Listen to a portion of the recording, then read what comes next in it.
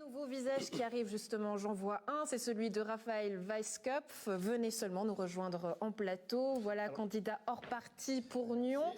Bonsoir. Alors, juste encore une petite remarque pour les Rolois. Si vous voulez bien rester avec nous un petit moment, parce qu'on espère, on attend, et qu'en attendant, puisqu'on ne va pas se répéter pendant 20 minutes, on accueille Raphaël Weisskopf. Alors, Raphaël Weisskopf, je récapitule les résultats nyonnais avant que vous preniez la parole, si vous le voulez bien.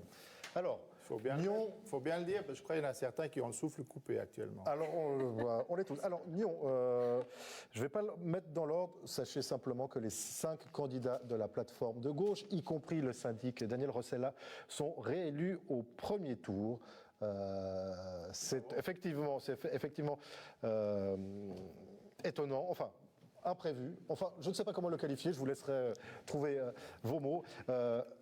Et vous-même, Raphaël Weisskopf, j'ai eu ces chiffres sous les yeux il y a quelques secondes, je ne les ai plus. Ouais, je suis vous faites moins de 10%. Ouais, un poil de moins. Un poil qu'il y a 5 ans, vous aviez fait 13 et 14 secondes. Mais je suis dans ma position du 11e, ça... C'est bon, je suis derrière la plateforme de gauche, derrière la plateforme de droite. Il reste 2 places, Raphaël En embuscade. Weisskopf. En embuscade, comme on dit, c'est ça? Vous allez au second tour, vous y allez? Je voulais garder le suspense, mais apparemment, il ne faut pas. Donc, ouais, on me l'a dit, je suis désolé. C'est ça, effectivement. Le rédac-chef m'a dit non, tu ne peux pas garder le suspense. Non, mais vous vouliez le garder jusqu'à quand, le suspense? Jusqu'à, je pense, encore il y a 15 secondes, je le gardais, mais là, c'est bon, c'est annoncé. Non, je pense que vu ce qui s'est passé là, il faut y aller. On voit que le jeu démocratique prend tout son sens. Alors la droite, toute la plateforme de gauche est passée. Grande félicitations à eux. C'est en morceaux, la droite. Je pense, justement, c'est ce que je disais. Je pense qu'il y en a certains qui ont le souffle coupé là. Ils vont faire quoi? Ils étaient 5 sur le ticket. Ils vont devoir tirer à la courte paille pour se représenter à 2. À voir aussi ce que vont faire les Pirates et puis le PDC. Vu le score qu'ils font, c'est... Je dis pas que c'est pas glorieux, mais je crois que c'est autour des 3, 4, 5%. Oui. 2 fois moins que moi. Donc, ceux qui soutenaient peut-être quelque chose de neuf, je les invite à me soutenir moi au deuxième tour. Vous perdez pas. Écoutez, il faut y aller tout de suite. C'est la place du village, on peut se laisser aller. On a les résultats par rapport à Roll qui attend toujours. Et puis c'est le Alors, on va faire un petit aparté. On sait que vous êtes aussi un enfant de Communy. Oui. Vous avez vu ce qui s'est passé à Communy? Oui, là aussi, je pense qu'il y en a. Enfin, on a vu tout à l'heure la syndic Odile Decré qui était sur le plateau. C'est malheureux, mais ma foi, c'est le jeu démocratique. C'est le jeu de la politique. Ça. Ils ont bien joué leur jeu. Je félicite aussi mon père qui a quelque part y a contribué aussi, et puis surtout Xavier Volchat, que je connais bien.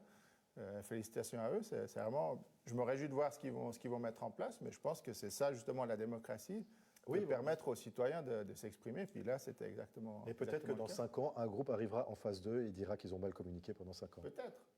Mais c'est aussi à quelque part l'idée que j'ai pour dans 5 ans, peu importe les résultats maintenant, de créer un peu dans cet esprit villageois, on en parle de plus en plus, une liste ouverte à Nyon, où il n'y aura pas besoin d'être membre d'un parti, mais de s'inscrire juste pour créer une liste. C'est une question que je crois avoir oublié de vous poser dans le débat où vous étiez avec les autres candidats. Vous vous présentez toujours à la municipalité et jamais, vous qui vous targuez de vouloir réunir la population, jamais vous tentez une liste pour le conseil communal. J'avais fait remarquer que je pense que c'est important de redistribuer les cartes un peu pour que les gens osent s'exprimer à Nyon. Peut-être ce sera le cas avec le syndic qui n'arrive pas, qui est sortant mais qui n'est pas arrivé premier. Oui. C'est peut-être l'occasion à quelqu'un de la gauche de revendiquer aussi cette place de la syndicature. Vous savez comment ça va se passer. Je pense que le syndic s'est fédéré. D'accord, mais moi, mon opinion est que je pense que c'est le moment de donner du sang neuf. Vous allez attaquer jusqu'au bout. Ah non, il faut d'abord être élu au second tour, évidemment, avant d'attaquer la syndicature. Non, mais de nouveau, pour créer le débat démocratique, les gens n'osent pas s'exprimer parce qu'ils sont chapeautés par certaines personnes. Non, on a vu dans certaines communes que les gens en ont marre de ça. Donc maintenant, ils s'expriment. Mais vous qui osez vous exprimer, voilà. Vous êtes face à Denis Jacquet, qui a aujourd'hui aussi pas mal de législatures derrière lui. Vous qui n'avez pas... Qui a claqué la porte du Parti socialiste. Voilà, qui n'avez pas la langue dans votre bouche, qui osait dire justement toutes ces choses. Est-ce que Denis Jacquet devrait se représenter encore? Parce que là, il est en pleine suspense, les résultats ne sont pas encore connus. Est-ce que de telles figures doivent continuer justement à bord, selon vous? Ça dépend ce qu'on veut apporter. Moi, je me base par rapport à Nyon. J'habite à Nyon depuis beaucoup d'années maintenant. Roll, c'est encore différent parce que vous n'avez pas une fête d'envergure nationale, voire internationale, qui draine un certain nombre de personnes qui vont profiter de se faire payer des invitations ou des verres. Donc c'est différent. Vous n'y allez jamais à Paléo? Non? C'est vrai. Non, ça fait au moins une dizaine d'années que j'y vais plus. Le dernier concert que vous avez vu à Paléo, c'est quoi? J'ai jamais vu un concert parce que je dépensais toujours assez d'argent pour ne pas m'en souvenir. Peu importe, j'en ai discuté cet après-midi avec un membre du Parti Pirate, justement, qui fait que les gens, à quelque part, sont redevables, justement, c'est comme ça, à Daniel Rosselin, qui vont chaque année au Paléo. Moi, par principe, non, je n'y vais plus. Mais par principe? Pourquoi par principe? Je ne partage pas la politique qui met en place à Nyon, donc je ne vais vous ne faites pas de supporter distinction entre... Est-ce que vous, les journalistes, est-ce que la population fait une distinction entre la casquette de président de Paléo et la casquette de syndic? La réponse est clairement non. Je ne vois pas pourquoi, en tant que citoyen, je devrais la faire. Clairement, vous dites que nous, les journalistes, on ne fait pas la différence. On sait... Je mets au défi, Rodolphe, de me trouver un article sur les 5 dernières années où il n'y a pas le mot Paléo, où on parle du syndic de Nyon. Alors, c'est très beau ce qui se passe. Un combat Raphaël Weisskopf, Rodolphe Henner en plateau, en direct sur NRTV. Parce que quand il a fallu révéler en 2016 que Daniel Rosselin opérait des sondages en secret, c'est moi qui l'ai écrit. Enfin. Oui, mais vous n'avez parlé que du syndic ou que... Sans citer le fait qu'il soit. À part ça, Raphaël Weisskopf, alors je vous retourne un peu la critique. Je vous taquine un peu, c'est la place du village, on a pour rigoler, il manque juste les bouteilles de blanc sur le coin de la table. Je vais vous taquiner un petit peu aussi. Allez-y. C'est que quand on regarde votre affiche électorale, elle ressemble à s'y méprendre à celle de votre commerce. Ouais. C'est pas une publicité un peu détournée que de faire campagne électorale? C'est pas une publicité. Non, parce que si vous le reprochez ça à Daniel Rosselin, il faut tout à fait. C'est pas une publicité détournée, mais pourquoi est-ce que je me mettrais moi en avant avec ma tête qui me plaît à moi, et encore, ça dépend des jours, elle ne me plaît pas tous les jours. Ce que je me mets en avant, c'est plutôt le fait d'être à l'écoute. J'ai créé un site internet. Vous reconnaîtrez qu'il y a une très grande proximité graphique entre le logo de votre entreprise et les éléments graphiques de votre campagne. C'est votre tête Tout à en fait. BD. C'est ça, en plus joli, en plus plaisant, en plus qui j'espère donne envie. Voilà, ça a plu à 10% Non, mais de la population. ce que je veux dire, c'est que vous, dans votre communication politique, vous n'hésitez pas à dire que vous êtes un artisan de PME, que vous êtes que votre métier, c'est de bricoler. Donc, vous reprochez aux journalistes de mettre dans une même phrase Daniel Rosselin, syndic de Nyon et cofondateur de Paléo. Vous, quand vous communiquez vous-même, on voit bien que vous êtes un candidat à politique et un entrepreneur. Mais je ne suis pas journaliste. Oui, mais alors vous avez le droit de le faire et pas nous. Chacun sa déontologie. Ah, il y a les donneurs de leçons par ici, c'est formidable. Bon, on réglera tout ça, évidemment, hors plateau. Avec plaisir. Mais j'aime bien taquiner, c'est bien, Rodolphe. Non, mais il faut... Alors, on est là. Évidemment, on ne vous a pas enlevé la parole. Hein. C'est juste à qui est-ce que vous attribuez le point, Denis Jacquet? Raphaël Weisskopf ou Rodolphe Henner? Vu que vous étiez là aux premières loges. On a un match nul. Match nul, d'accord. Bon, il est gentil. Je vois Giorgio Michello qui guettait de l'œil son téléphone. Toujours pas de résultat? Toujours rien. Aïe, aïe, aïe, la sentence est tombée vraiment insoutenable. Bon, qu'est-ce qu'on peut en dire, Rodolphe Henner? Peut-être rappeler les résultats pour... Si je peux suggérer quelque chose, juste avoir une analyse. Allez-y, vous reprenez la place du journaliste, c'est si beau. Désolé, voilà, ça vous tente quand même. Je me sens bien ici. Qu'est-ce que vous pensez des résultats qui ont été annoncés, enfin qui sont sortis à Nyon, quoi, par rapport à la plateforme de gauche élue À Nyon. À Nyon. C'est l'alternance. C'est un peu l'alternance à la française, hein, une fois la gauche, une fois la droite. Voilà, je vois ça comme ça. Hein. Mais probablement, il y a eu des questions. La contestation, tous les 5 ans de la contestation, on plébiscite l'opposition. La droite l'a cherché à Nyon.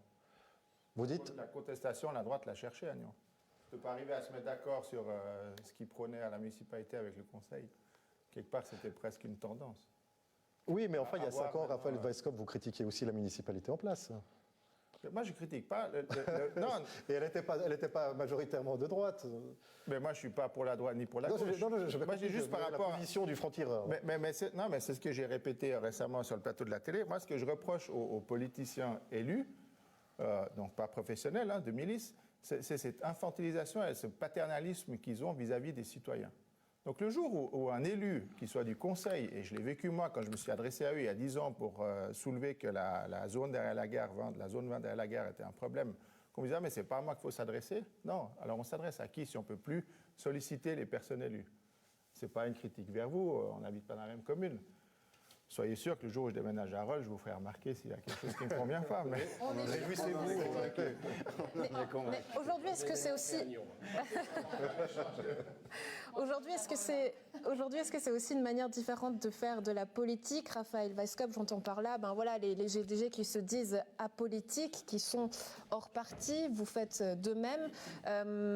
Christine Giraud du PLR qui nous disait qu'aujourd'hui, c'était pas une solution parce qu'il fallait aujourd'hui se positionner. Vous avez un discours tout à fait inverse. On voit aussi l'arrivée d'autres partis, le parti pirate à Nyon, hors parti.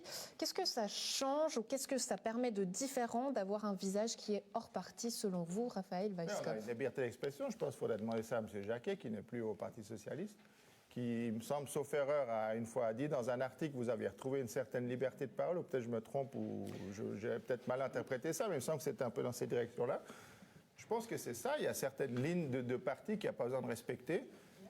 Ça permet d'avoir une certaine liberté. C'est une aventure.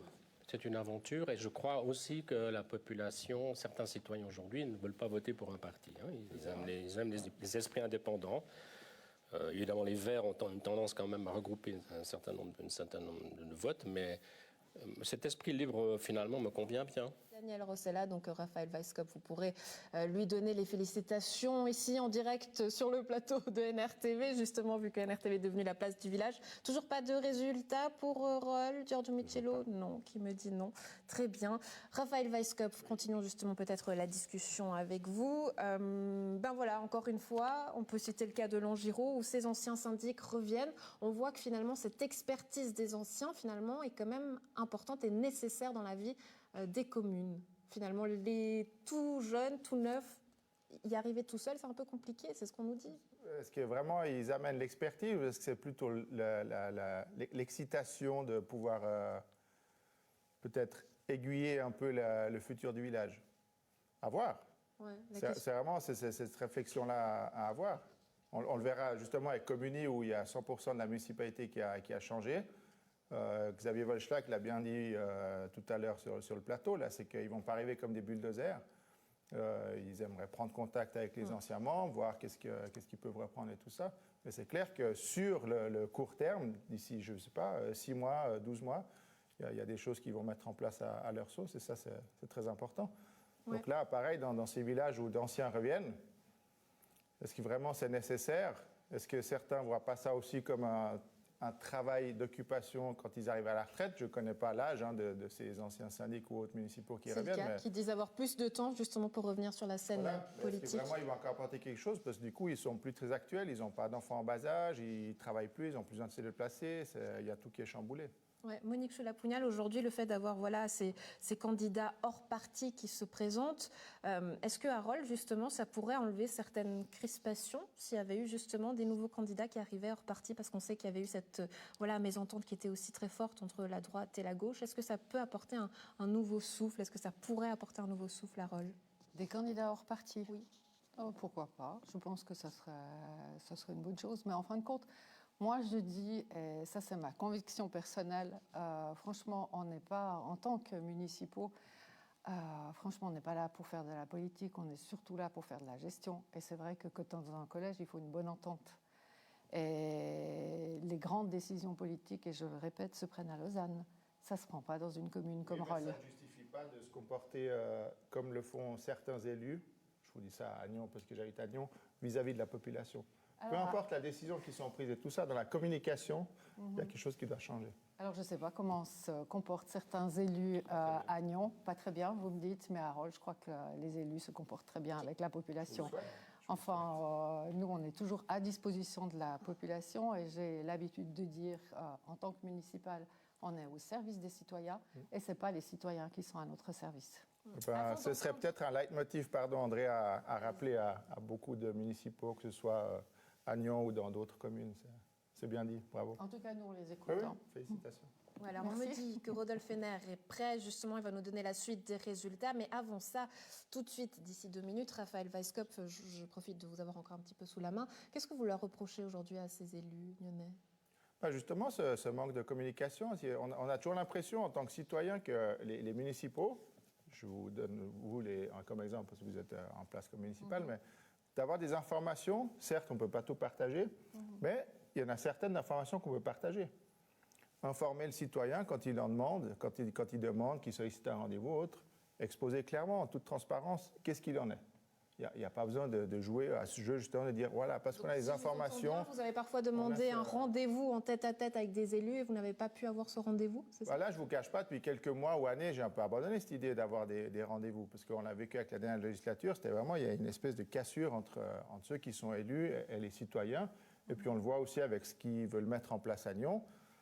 Je ne pense pas que ça réponde vraiment à l'attente des citoyens, on le voit aussi avec le recours au tribunal fédéral ou au tribunal cantonal par rapport à la place du château.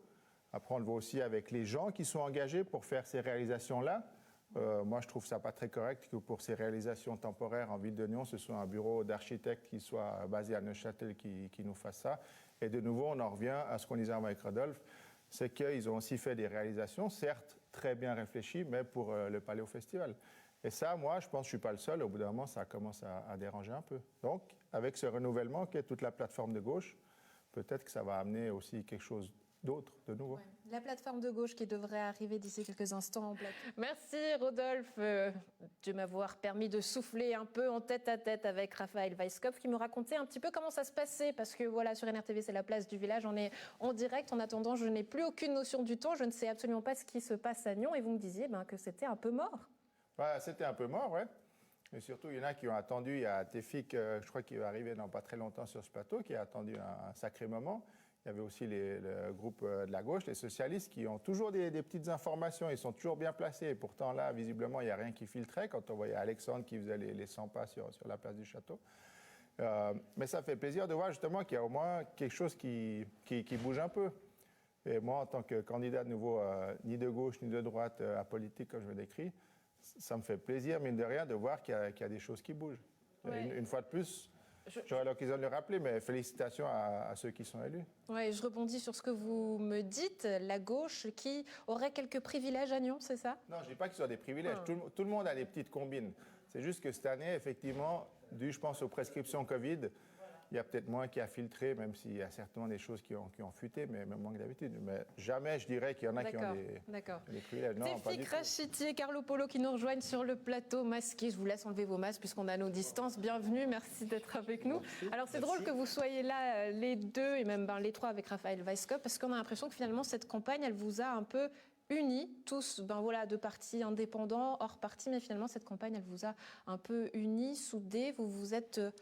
vous avez retrouvé quelques points communs, notamment dans les débats que vous aviez fait ici ou pas? Non, il ne faut pas pousser le bouchon trop loin. D'accord, alors ça va jusqu'où, Raphaël Weisskopf? Comme je dis avant, moi j'appelle les électeurs de Tefik ou les électeurs de Carlos et des Pirates à me soutenir au deuxième tour, vu que je l'ai annoncé avant que j'étais candidat.